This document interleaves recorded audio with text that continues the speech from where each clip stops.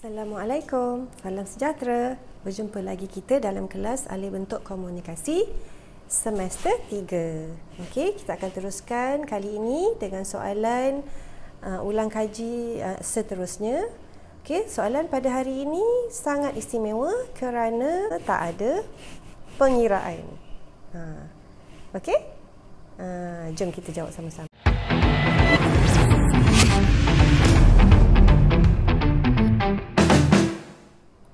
Langkah pertama, kita baca soalan bersama-sama ya.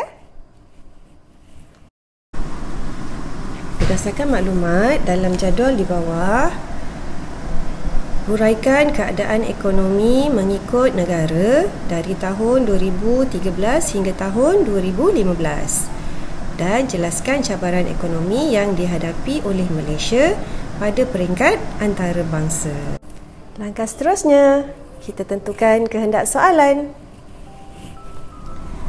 Okey, dari soalan ni, kita dapat tentukan bahawa ataupun jelas ditunjukkan di sini kehendak soalannya dalam ayat yang pertama ialah keadaan ekonomi.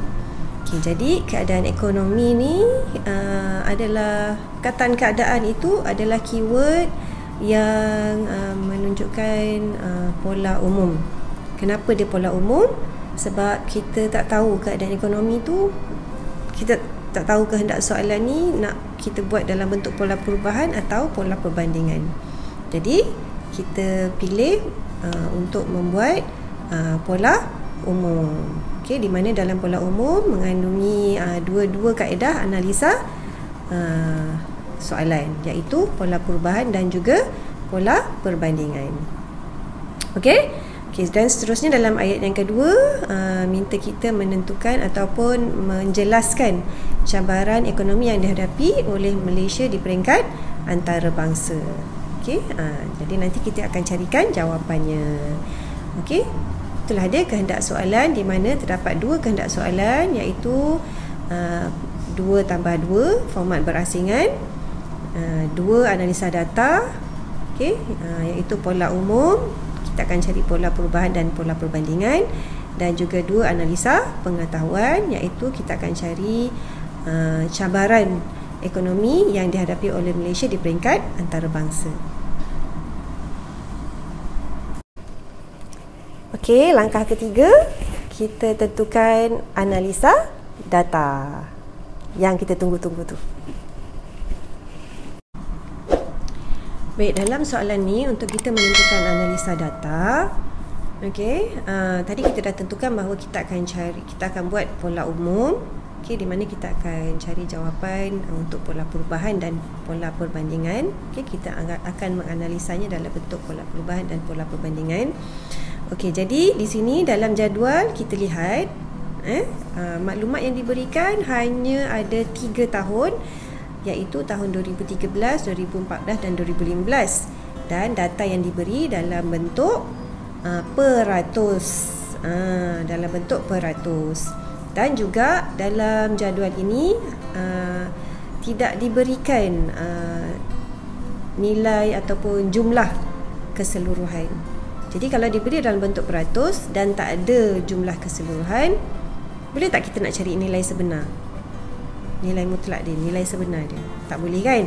Oleh itu dalam jawapan kita nanti, kita hanya tulis jawapan ataupun tulis analisa data berdasarkan maklumat yang diberi di dalam jadual, iaitu nilai peratus sahaja. Kerana kita tak boleh nak buat pengiraan. Itulah saya cikgu cakap tadi. Mudah sahaja soalan ni, tak perlu pengiraan. Istimewa.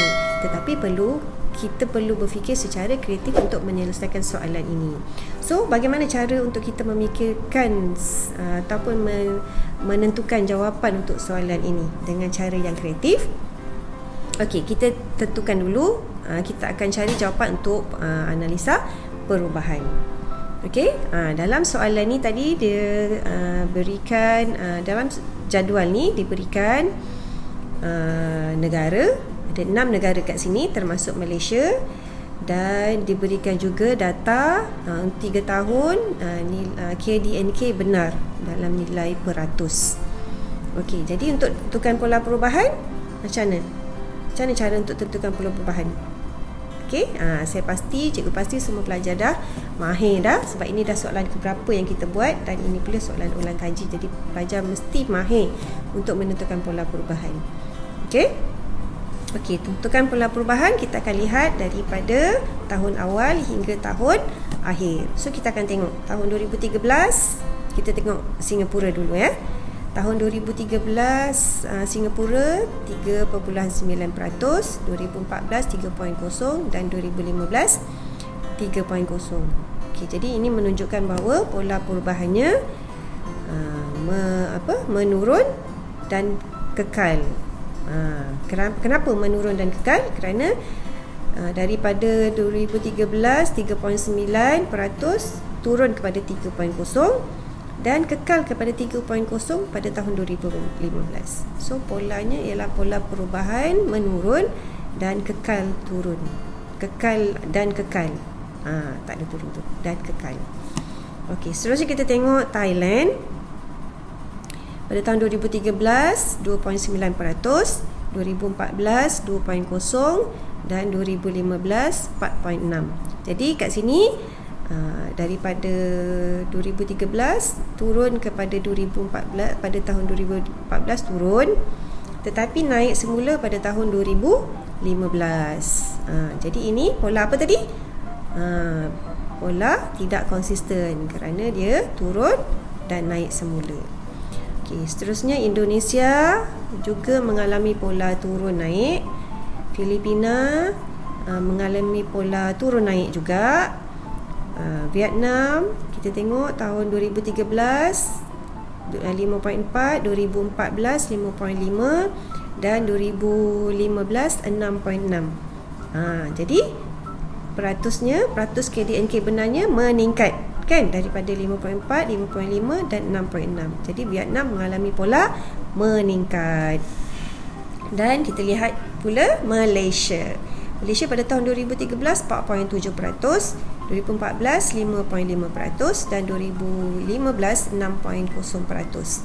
Okey, jadi di sini KDNK benar Malaysia meningkat daripada 2013, tahun 2013 hingga tahun 2015.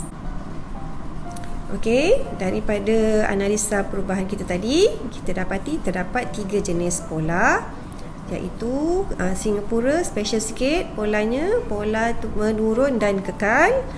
Kemudian Thailand turun naik, tidak konsisten. Indonesia juga pola tidak konsisten. Filipina pola tidak konsisten juga. Jadi kita ada pola turun naik, pola tidak konsisten, dan Vietnam dan Malaysia pola meningkat. Berlaku 3 jenis pola perubahan dekat sini.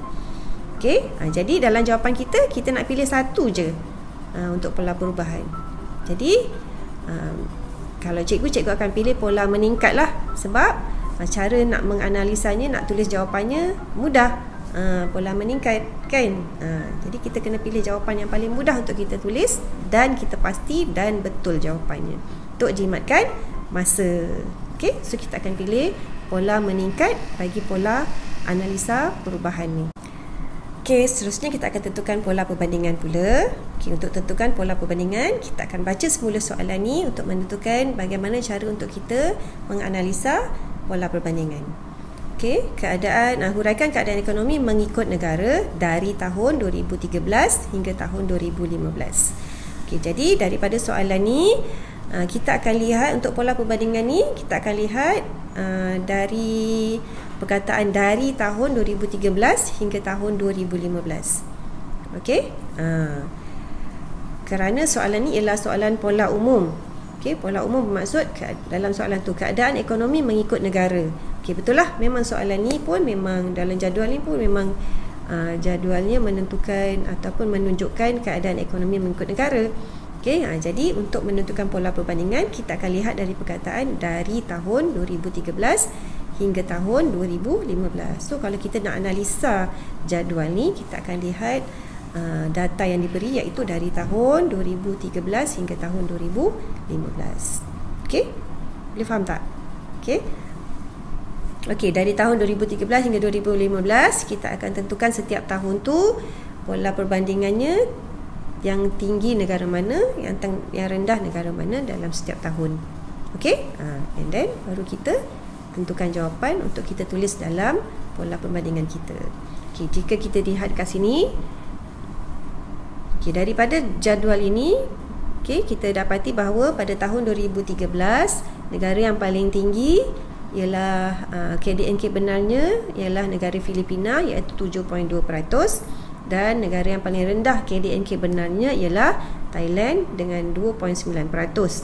Manakala pada tahun 2013 negara yang paling tinggi KDNK benarnya ialah Filipina juga, iaitu 6.2%, dan negara yang paling rendah KDNK benarnya ialah Thailand, iaitu 2.0%. Dan pada tahun 2015 negara yang paling tinggi KDNK benarnya ialah Vietnam dengan 6.6%, manakala negara yang paling rendah KDNK benarnya ialah Singapura dengan 3.0%. Okey, jadi di sini kita dapati bahawa negara yang paling tinggi ataupun negara yang KDNK benarnya paling tinggi peratusnya ialah negara Filipina untuk tahun 2013 dan 2014. Okey, dan negara Vietnam pada tahun 2015. Manakala negara yang paling rendah KDNK benarnya pada tahun 2013 dan 2014 ialah Thailand, dan pada tahun 2015 ialah Singapura. Okey, jadi kita dah pun tentukan analisa data kita. Langkah terakhir, kita tentukan analisa pengetahuan.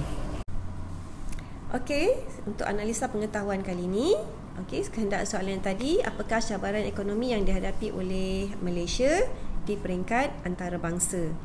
Okey, cabaran ekonomi itu bermaksud apa? Maksudnya bagaimana Malaysia nak masuk ke pasaran ekonomi di peringkat antarabangsa, peringkat global, tapi ada berbagai halangan. Jadi apakah halangan atau cabaran yang Malaysia perlu harungi bagi menembusi ke pasaran antarabangsa ni? Okey, semua produk-produk yang dihasilkan di Malaysia. Jika dapat soalan ni, apakah idea yang akan automatik keluar dalam idea kamu? Cepat-cepat tulis dekat kertas jawapan. First kali akan keluar dalam idea kita ialah persaingan produk kita dengan produk peringkat antarabangsa. Okey, so idea yang pertama kita boleh letakkan persaingan. Yalah, contohnya apa? Kerepek ubi nak bandingkan dengan potato chips Pringles yang dah memang popular ke seluruh dunia tu kan. So, itu antara persaingan. Okey, selain daripada tu, macam mana lagi kita nak menghasilkan produk yang sama level dengan produk di peringkat antarabangsa? Apakah produk yang dah popular di peringkat antarabangsa? Paling senang telefon lah kan. Okey, telefon kita dalam Malaysia dah cuba buat macam-macam jenis telefon, okey, tapi tidak berjaya diluaskan pasarannya. Okey, kerana apa? Kerana kita ada masalah ataupun kita masih lagi kekurangan modal. Okey, modal untuk kita buat R&D. So yang pertama kita kekurangan modal. Lagi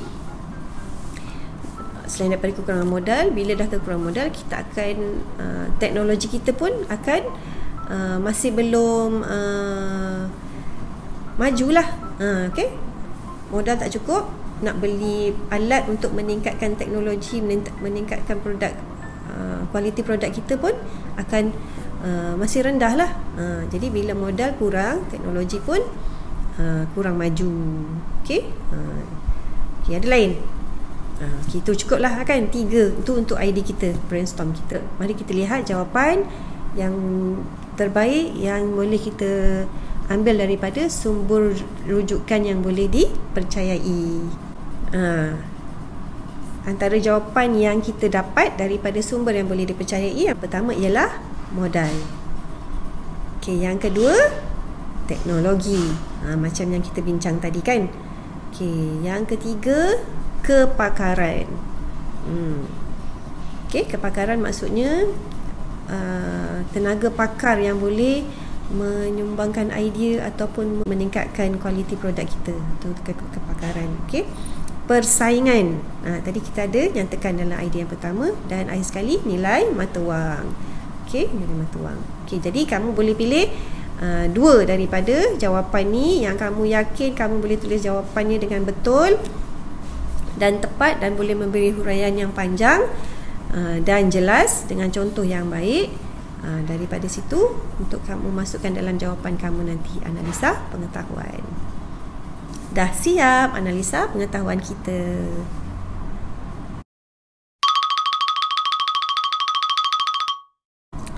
Baik, di sini cikgu nak tunjukkan cara untuk menulis jawapan bagi analisa data untuk soalan yang tidak perlukan pengiraan.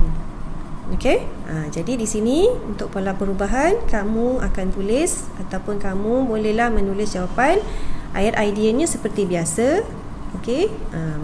Contohnya KDNK benar meningkat yang mengalami pola peningkatan dari tahun 2013 hingga 2015 ialah Vietnam dan Malaysia. Okey, sebagai contoh di negara Vietnam pada tahun 2013 KDNK benar meningkat KDNK benar pada tahun 2013 KDNK benar mencatatkan 5.4% dan angka ini meningkat kepada 5.5% pada tahun 2014 dan seterusnya naik lagi menjadi 6.0% pada tahun 2015. Okey, itu contoh cara untuk menulis jawapan pola meningkat. Okey, tak ada pengiraan, tak ada meningkat sebanyak berapa peratus ataupun berapa peratus. Okey, walaupun dia ada nombor peratus dengan peratus, tapi kita tak boleh nak tolakkan nilai peratus tu sebab nilainya tak relevan. Okey. Okey, seterusnya cara untuk menulis pola perbandingan pula. Kamu boleh tulis ayat ideanya. KDNK benar yang tertinggi pada tahun 2013 dan 2014 ialah negara Filipina, dan pada tahun 2015 ialah Vietnam. Manakala KDNK benar yang paling rendah pada tahun 2013 dan 2014 ialah Thailand, dan pada tahun 2015 ialah Singapura. Okay, itu ayat idea. Huraian datanya kamu boleh tulis seperti ini. Sebagai bukti, KDNK benar tertinggi pada tahun 2013 ialah negara Filipina yang mencatatkan 7.2%. Manakala pada tahun 2000, seterusnya pada tahun 2014 6.2%, dan pada tahun 2015 negara Vietnam pula yang paling tinggi dengan catatan 6.6% KDNK benarnya. Manakala KDNK yang paling rendah pada tahun 2013 dan 2014 ialah negara Thailand yang mencatatkan 2.9% dan 2.0% KDNK benarnya, dan tahun 2015 ialah negara Singapura yang paling rendah KDNK benarnya dengan mencatatkan 3.0%. Okey, jadi ini cara untuk menulis analisa data bagi soalan yang tidak memerlukan pengiraan, ataupun tidak boleh kita nak buat pengiraan kerana maklumatnya tidak lengkap. Okey, diharap cikgu dapat bantu kamu untuk menulis jawapan ataupun dan juga memahami kaedah penulisan analisa data yang lebih baik. Okey, dah siap kita menganalisa soalan kali ini. Okey, soalan kali ini istimewa sikit. Okey, iaitu jadualnya tidak memberikan data yang memerlukan kita membuat pengiraan. Jadi soalan ni istimewa lah sebab kita hanya tentukan cara untuk menulis jawapan sekiranya maklumat yang diberi tidak membenarkan kita untuk membuat pengiraan. Good luck.